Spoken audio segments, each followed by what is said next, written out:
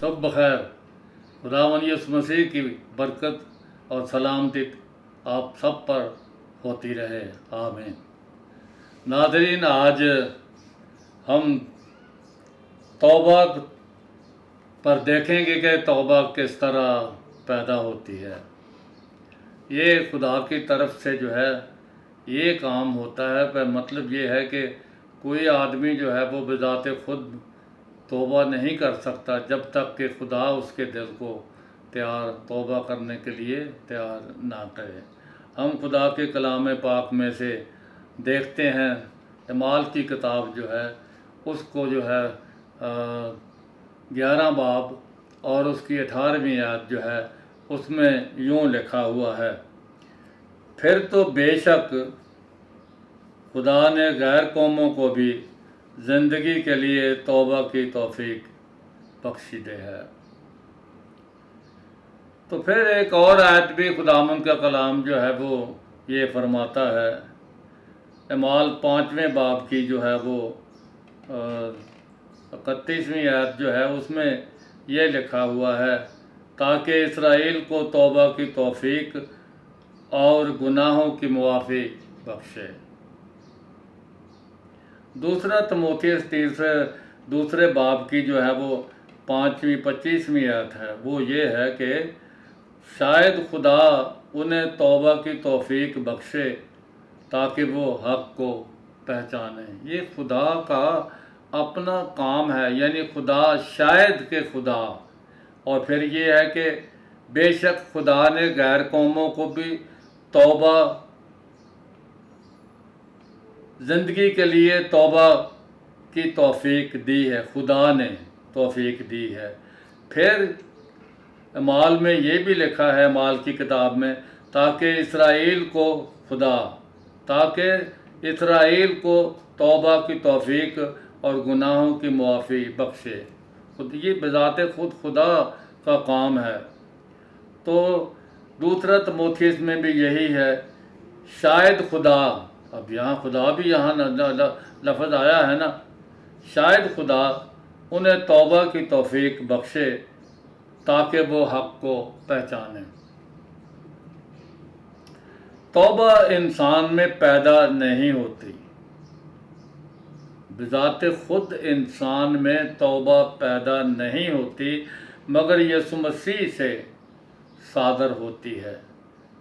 یسوع مسیح، خداوند یسوع مسیح نے کہا، لوقا کی انجیل 24واں باب اور اس کی 47ویں آیت جو ہے اس میں یوں لکھا ہے کہ یروشلم سے شروع کر کے تمام دنیا میں اس کے نام سے توبہ کی منادی اور گناہوں کی معافی کی منادی کی جائے گی۔ یہ تو لوقا کی انجیل میں بھی یہی بات ہے۔ مطلب یہ ہے کہ اس کے نام سے، یعنی یسوع مسیح کے نام سے، یسوع مسیح سے توبہ صادر ہوتی ہے۔ توبہ زندگی کے لیے خدا کی طرف سے دی جاتی ہے۔ اسے ایک یہ بھی کہا جا سکتا ہے کہ ایک بخشش ہے۔ تو تیسری بات، ایک اور بھی بات جو ہے وہ ذہن میں رکھنا ضروری ہے، توبہ خصوصی ذرائع سے بھی پیدا ہوتی ہے۔ خدا ایسے ذرائع پیدا کرتا ہے کہ آدمی جو ہے وہ توبہ کرنے پر جو ہے وہ تل جاتا ہے کہ مجھے توبہ کرنا ہے۔ اس کے لیے حوالہ جات جو ہیں ان کو بھی آپ دیکھ سکتے ہیں۔ رومیوں کا خط جو ہے اس کے 2 باب کی 4 آیت جو ہے وہ خداوند کے کلام پاک میں یوں لکھا گیا ہے، اور نہیں سمجھتا کہ خدا کی مہربانی تجھ کو توبہ کی طرف مائل کرتی ہے۔ خدا کی مہربانی تجھ کو توبہ کی طرف مائل کرتی ہے۔ تو مطلب یہ ہے کہ خدا توبہ کرنے کا خود محرک ہے، مطلب خدا خود انسان کو تحریک دیتا ہے کہ وہ توبہ کرے۔ اور پریز دی لارڈ، مکاشفہ کی کتاب جو ہے کا 3 باب جو ہے، اور اس میں بھی تیسرے باب کی 19ویں آیت جو ہے اس میں بھی یوں لکھا ہے، میں جن جن کو عزیز رکھتا ہوں انہیں تنبیہ بھی کرتا ہوں، ان سب کو ملامت بھی کرتا ہوں اور تنبیہ بھی کرتا ہوں، پس سرگرم ہو اور توبہ کر۔ تو یہ کلیسیاؤں کو بھی لکھا گیا ہے۔ پھر یہ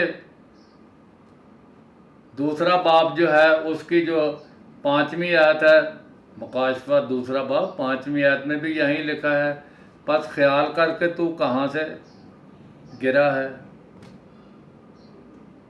تو توبہ کر اور پہلے کی طرح محبت رکھ۔ توبہ کرنے کے لیے خدا جو ہے وہ بذات خود جو ہے وہ ایسے وسائل بھی پیدا کرتا ہے، تو بہت سے وسیلوں سے توبہ جو ہے وہ پیدا ہوتی ہے۔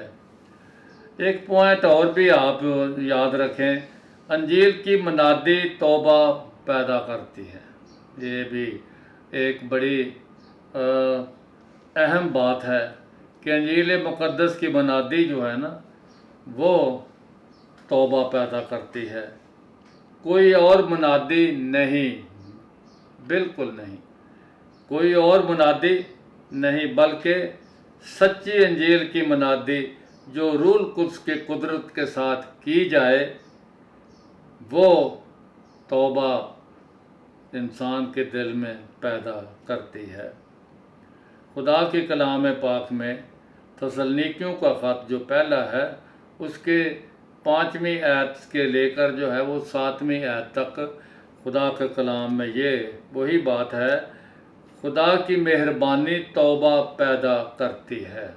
پھر پطرس کے خط میں بھی یہی کہا گیا ہے، اور پھر خدا کے کلام پاک میں عبرانیوں کے خط میں بھی یہی کیا گیا، خدا کی تنبیہ توبہ پیدا کرتی ہے۔ خدا کی تنبیہ، عبرانیوں 12 باب اور اس کی 6 سے 11 آیت تک اگر آپ نے بائبل اپنے ہاتھ میں رکھی ہے تو ضرور ہے کہ آپ جو ہے وہ 7 آیتیں جو ہیں وہ دیکھیں۔ پر یہ بہت بہت ضروری بات ہے۔ ایک اور بات بھی ہے، مسیحی ملامت تادیب توبہ پیدا کرتی ہے۔ انسان جو ہے وہ جب مسیحی ہو جاتا ہے، یعنی جب آپ خداوند یسوع مسیح کو اپنا شخصی طور پر نجات دہندہ قبول کر لیتے ہیں نا، تو پھر آپ مسیحی ہیں، کیونکہ کوئی آدمی بھی بارن کرسچن نہیں ہوتا، پیدا ہوتے ہوئے آدمی کرسچن نہیں ہوتا، بلکہ جب آپ خداوند یسوع مسیح کو اپنا شخصی نجات دہندہ قبول کرتے ہیں، آپ اپنی زندگی میں یسوع مسیح کو پہلی جگہ دیتے ہیں، آپ خداوند یسوع مسیح کو اپنی زندگی کا مالک قرار دیتے ہیں، تو آپ اس وقت جو ہے وہ توبہ کرتے ہیں۔ توبہ کرنے کے بعد آپ کو ایک نئی زندگی جو ہے وہ ملتی ہے۔ خدا کے کلام پاک میں توبہ کے کچھ نتائج بھی ہیں، تو نتیجے جو ہیں وہ کیا ہیں، ان کے لیے بھی کچھ حوالے جو ہیں وہ یہ ہیں کہ لوکا کی انجیل اس کا جو 13واں باب ہے اور اس کی جو ہے وہ 5ویں آیت جو ہے اس میں لکھا ہے، بس میں تم سے کہتا ہوں کہ اسی طرح 15 باب کی 10ویں آیت ہے، بس میں تم سے کہتا ہوں کہ اسی طرح ایک توبہ کرنے والے گناہگار کے باعث خدا کے فرشتوں کے لیے خوشی ہوتی ہے۔ کتنی پیاری بات ہے کہ ایک آدمی توبہ کرتا ہے تو خدا کے فرشتے خوشی مناتے ہیں۔ اور پھر اس کے بعد جو ہے وہ اعمال کی کتاب جو ہے اس کو پھر جو ہے وہ دیکھتے ہیں، دوسرے باب کی 38ویں آیت جو ہے، اور اصل میں یہ بات ہے کہ 37ویں آیت میں جو ہے یہ کہا گیا ہے کہ جب پطرس ان کے ساتھ یہودیوں کے ساتھ کلام کر رہا تھا تو ان کے دلوں پر چوٹ لگی، انہوں نے سمجھا کہ ہم نے خداوند یسوع مسیح کو صلیب پر دیے جانے کے لیے غیر قوموں کے حوالے کیا تو ان کے دلوں پر چوٹ لگی، تو پھر انہوں نے پطرس اور باقی رسولوں سے سوال کیا کہ اے بھائیو ہم کیا کریں؟ تو پطرس رسول نے جواب دیا، پس توبہ کرو اور تم میں سے ہر ایک اپنے گناہوں کی معافی کے لیے یسوع مسیح کے نام پر بپتسمہ لے تو روح القدس انعام میں پاؤ گے۔ یہ نتیجہ ہے توبہ کرنے کا، نجات بھی ملتی ہے اور روح القدس بھی حاصل ہوتا ہے۔ تو اعمال 3 باب کی 19ویں آیت میں بھی خداوند نے یہی فرمایا ہے۔ یہ نتیجہ اور ایک اور نتیجہ ہمارے سامنے ہے، پس توبہ کرو اور رجوع لاؤ۔ توبہ کرنا اور پھر رجوع لانا یعنی واپس آنا۔ توبہ کرو اور رجوع لاؤ تاکہ تمہارے گناہ مٹائے جائیں اور اس طرح سے تمہارے لیے تازگی کے دن آئیں۔ تو یہ خدا کا کلام جو ہے وہ یہ فرماتا ہے کہ توبہ کے نتیجے کیا ہیں، نتائج بھی ہیں۔ تب جب آدمی توبہ کرتا ہے تو اس کے نتائج اس کو ملتے ہیں۔ بہت سے ایسے نتائج ہیں جو توبہ کے بعد پیدا ہوتے ہیں۔ آئے ہم ان میں سے چند ایک پر غور کریں۔ نمبر 1، آسمان میں خوشی ہوتی ہے۔ جب گناہگار کوئی توبہ کرتا ہے تو فرشتے نگاہ شوق سے توبہ کرنے والے کو دیکھتے ہیں۔ جب سب گناہگار توبہ کرتے ہیں تو مطلب یہ ہے کہ بہت سے اور فرشتے بھی خوشی کرتے ہیں۔ اور جب گناہگار توبہ کرتا ہے تو وہ سمجھتے ہیں کہ کیا وقوع میں آیا ہے۔ فرشتے سمجھتے ہیں کہ زمین پر کیا واقعہ ہوا ہے۔ وہ دیکھتے ہیں کہ زمین پر ایک آدمی نے توبہ کی ہے تو وہ خوشی مناتے ہیں۔ توبہ گناہوں کی معافی اور مغفرت ہے۔ یہ توبہ جو ہے گناہوں کی معافی پیدا کرتی ہے۔ خدا توبہ کرنے والے کے گناہوں کو بھول جاتا ہے، بلاٹڈ آؤٹ۔ خدا جیسے بورڈ پر کچھ لکھا ہوتا ہے تو جو کپڑا صاف کرنے والا یا مطلب ریموو کرنے والی کوئی چیز جو ہے وہ تو بلاٹ کر دیتی ہے، مطلب یہ ہے صاف کر دیتی ہے۔ تو مطلب یہ ہے کہ خدا بھول جاتا ہے۔ توبہ معافی کے لیے خوبی نہیں ہے، نہیں، مگر وہ اس کے لیے ایک شرط ضروری ہے۔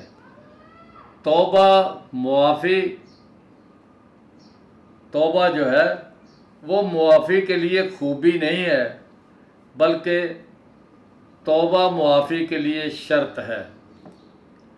تو یہ انسان کو معافی کے لائق ٹھہراتی ہے، مگر یہ اس کو معافی کے لیے ملقب نہیں کرتی، مطلب یہ اس کو معافی کا لقب نہیں دیتی، یعنی اس کو معافی کا حقدار نہیں بناتی۔ اس سے پیشتر کوئی شخص بپتسمہ پائے تو اس کو پہلے توبہ کرنے پڑے گی۔ توبہ بہت ان کے لیے ضروری ہے۔ پھر دوسری بات یہ ہے کہ جو گناہ ایسے کیے جاتے ہیں جن کی تلافی بھی کرنی پڑتی ہے، تو پھر یہ بات جو ہے اس کی یہ بات ہے کہ تلافی جو ہے وہ کیا ہے۔ جب زکئی خداوند کو دیکھنے کے لیے درخت پر چڑھ گیا تو یسوع نے دیکھ کر اسے کہا، زکئی نیچے اتر آ، آج مجھے تیرے گھر میں رہنا ضرور ہے۔ تو جب زکئی کے گھر میں گیا تو ضیافت بھی ہوئی، تو उसने इकरार किया, क्या इकरार किया? ऐ खुदावंद देख, मैं आधा माल गरीबों को देता हूँ, और अगर किसी का ना हक ले लिया है तो उसको 4 गुना अदा करता हूँ। ये तलाफी है। ठीक है। तो मत्ती की इंजील में भी कहा गया है 5वें बाब की 24वीं आयत में, अगर कोई आदमी कुर्बानगाह पर नज़र गुजरानता है, उसको याद आए कि मेरे भाई को मुझसे कोई शिकायत है, तो खुदावंद का कलाम फरमाता है, और कि खुदावंद यीशु मसीह ने खुद फरमाया कि वो कुर्बानगाह पर अपनी कुर्बानगाह की कुर्बानी छोड़ दे और जाकर पहले अपने भाई के साथ सुलह करे, तो फिर आकर कुर्बानी गुजराने। ये तलाफ़ी है। तलाफ़ी तौबा के अंदर मतलब ये है कि तौबा के अंदर किस कदर गहरा दखल है तलाफ़ी का। अदबी इखलाकी उसूल तलाफ़ी की जहाँ तक मुमकिन हो तलब करते हैं। अदबी और अखलाकी यानी अखलाक और अदब दोनों ही जहाँ तक मुमकिन हो, वो जो कुछ हमने किया है उसकी तलाफ़ी का जो है वो तलाफ़ी मांगते हैं। वो खुदावंद हमारे लिए जो कुछ हम अपने लिए कर सकते हैं ना, वो हमारे लिए खुदावंद नहीं करेगा। हमें तलाफ़ी करना खुद है, तो खुदावंद हमारी तलाफ़ी को कबूल करता है। मतलब ये है जब हम कर सकते हैं तलाफ़ी, जो कुछ भी हमने किया उसका जो कुछ किसी के साथ किया उसका अजर जो है वो उसको दे देते हैं कि मैंने ये काम आपके ख़िलाफ़ किया, आपके मैंने ये इतनी बार चोरी से चीज़ें की हैं, वापस देता हूँ। तो आपने देना है, यानी इंसान ने जो कुछ करना है वो खुद करना है, इंसान ने करना है, वो खुदा आपके लिए नहीं कर सकता। तो फिर इसका मतलब ये है कि तौबा करने वाला शख्स जो है उसको चाहिए कि वो अपनी मर्ज़ी से खुदावंद की मर्ज़ी के ताबे हो जाए, ताकि गलत कामों को रास्त खुद नहीं ठहराए, बल्कि खुदा जो है उसकी मर्ज़ी के वो ताबे हो जाए, ताकि खुदा नारास्त कामों को भी रास्त ठहराए। मगर फिर भी हमें याद रखना होगा कि हम अपने गुनाहों को मानने के अलावा कुछ कर भी नहीं सकते। हम अपने गुनाहों को मानने के अलावा कुछ नहीं कर सकते वो ताकि वो मिटाए जाएं, सिवाय उसके कि हम खुदावंद यीशु मसीह के जो मज़हब जो ज़िबा हुआ है, जो यीशु मसीह जो ज़िबा हुआ है, वो ज़िबा किया हुआ बर्रा जो है उसके खून पर ईमान लाते हैं। यीशु मसीह हमारे लिए ज़िबा हुआ, उसके खून पर ईमान लाते हैं, तो हमारे गुनाह जो हैं वो धुल जाते हैं, साफ़ हो जाते हैं। उनको साफ़ कराने के लिए उसके पास आना और अपने गुनाहों का इकरार करना और उनको छोड़ देना ज़रूरी है। ये है तौबा किस तरह पैदा होती है और फिर तौबा के नताइज क्या हैं, और इन दोनों बातों को हमने खुदा के कलाम पाक में से जाना है। तो नाज़रीन, आपने इन बातों को जाना और सुना है। नाज़रीन, आपको आपने अगर तौबा कर ली है तो खुदावंद का मैं शुक्र करता हूँ। अगर आपने शख्सी तौर पर खुदावंद यीशु मसीह को अपने लिए कबूल अभी तक भी नहीं किया है, तो आपको यीशु मसीह के पास आना ज़रूरी है, ताकि वो आपके गुनाहों को मिटाए। उसकी कुर्बानी को जो ज़िबा किया हुआ बर्रा है, उसकी कुर्बानी को कबूल करना है, उसके पास आना है, ताकि आपके गुनाह मिटाए जाएं और धुल जाएं। खुदावंद आपको बरकत दे। आमीन।